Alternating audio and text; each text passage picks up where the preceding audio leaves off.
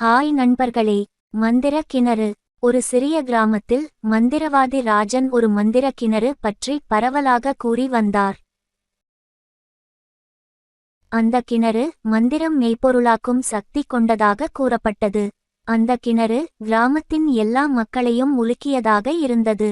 ஆனால் அதன் வரலாறு குறித்து கேட்ட ஒரு இளைஞன், அச்சு மற்றும் ஆர்வத்துடன் கூடியவன் அருண், அந்த கிணற்றை தேட நினைத்தான். அவருடன் அவரது நண்பர் ரத்னா, ஒரு வேதியியலாளர், மற்றும் சத்யா, ஒரு நபருக்கு தெரியாத தன்மையில் ஒரு மந்திரவாதியான மூலிகையியலாளர், பயணத்திற்குச் சென்றனர். முதலில் அவர்கள் அந்த கிணற்றை தேடி ஒரு பழைய மாடியில் சென்றனர். அந்த மாடியின் மீது ஒரு பெரிய பூங்காற்று இருந்தது. அது அவர்களை பார்த்து சிரித்தது. அந்த கிணறு எளிதாக கிடைக்காது என்று பூங்காற்று சொன்னது. அந்த அச்சத்தை பார்த்து அருண், நாம் தொடர்ந்து முயற்சிக்க வேண்டும் என்று கூறினான்.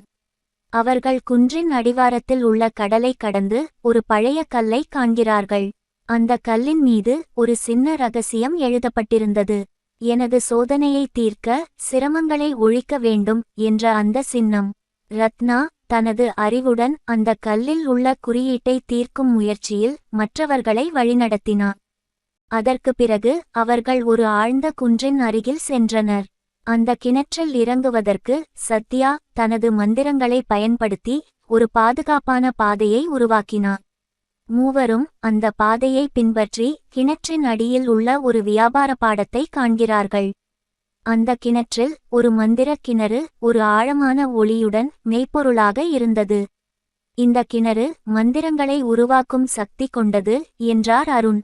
அந்த கிணற்றின் மேல் அவர்களுக்கு மந்திரங்களை பெற்றனர், அதை தவிர்க்கக்கூடியவற்றை தொட்டுக்கொண்டு அந்த கிணறின் மந்திரங்கள் கிராமத்திற்கு நன்மை மற்றும் செழுமையை புகட்டின. மக்கள் அனைவரும் அருண், ரத்னா மற்றும் சத்யாவிற்கு நன்றிகள் கூறினார்கள். முடிவு.